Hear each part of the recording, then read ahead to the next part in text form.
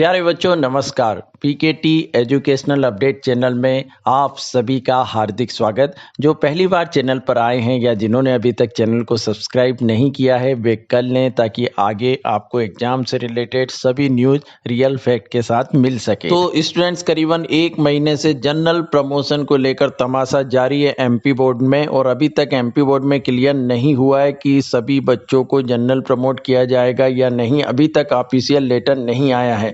तो क्या वजह रही है उसकी मैं इस वीडियो में बताने जा रहा हूं, तो पूरा वीडियो ध्यान से आप समझिएगा।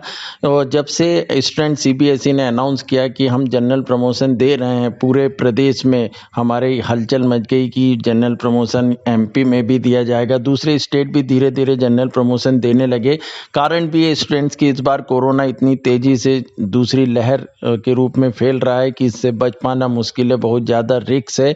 और इसको देखते हुए सेंट्रल गवर्नमेंट ने बहुत सही फैसला लिया और दूसरे स्टेट भी तुरंत फैसला लेकर 10वीं की परीक्षा को टाल चुके हैं, उसे पूरी तरह से रद्द कर चुके हैं और सभी बच्चों को पास करने का आर्डर दे चुके हैं। यहाँ तक कि सीबीएसई ने तो रिजल्ट का काम भी स्टार्ट कर दिया है और 20 जून तक वो अपना रिजल्ट भी डिक्लेयर कर देगा। परंतु एमपी बोर्ड इस कारण से अभी तक चुप बैठा है। इतनी बार हमारे शिक्षा मंत्री न्यूज वार्ता में बोल चुके हैं कि हम आंतरिक मूल्यांकन के आधार पर 10वीं को प्रमोट करेंगे, परीक्षा नहीं लेंगे। फिर बयान भी बदलते गए, बीच में काफ़ी स्टूडेंट्स परेशान हैं कि वो अब क्या करें क्योंकि पढ़ाई से उनका मन पूरी तरह हट चुका है। साल भर वैसे भी एमपी बोर्ड में कुछ भी ड्रामा चलता रहा, कभी ब्लूप्रिंट को लेकर, कभी टाइम टेबल को लेकर, 3-4 बार तो सब चीज़ें बदल गई हैं।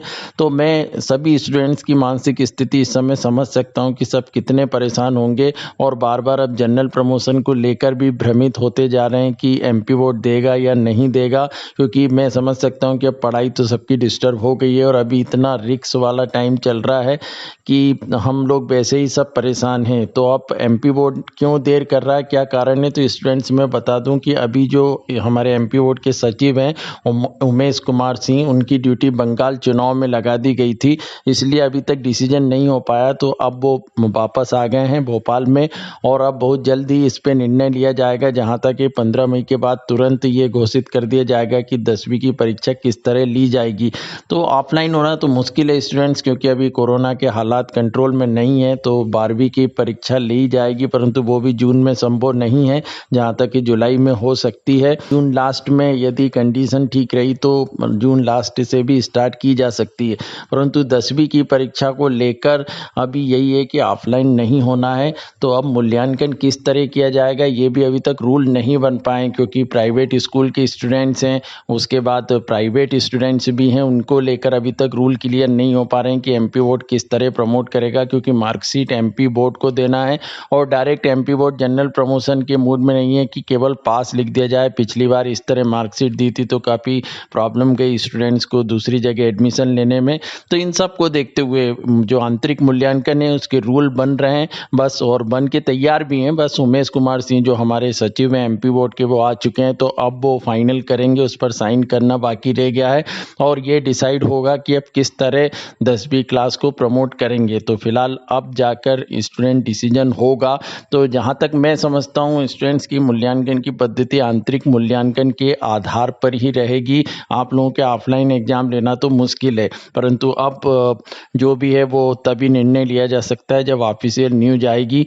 तो आप लोग को मैं समझ सकता हूँ कि इतना इंतजार करना पड़ रहा है केवल एमपी बोर्ड में, बाकी सभी स्टेट ने तुरंत ही अपने डिसीजन दे दिए। यहाँ इतनी देर होना भी गलत है, परंतु अब हम कर क्या सकते हैं इंतजार के सिवा। तो स्टूडेंट्स आप लोग घबराइए मत, जो भी फैसला लिया जाएगा आपके फेवर में होगा, जनरल प्रमोशन पक्का है। तो बस अब इंतजार करिए कि जल्दी से ऑफिशियल न्यूज आए और उसमें मूल्यांकन की पद्धति को लेकर क्या सहमति बनती है ये डिसीजन आप लोगों को बता दिया जाएगा। तो फिलहाल यही था अभी तक की अपडेट। इसके बाद आगे जो भी न्यूज आती है वो मैं आप लोगों को बताता रहूँगा। चैनल से जुड़े रहिए। Thank you so much.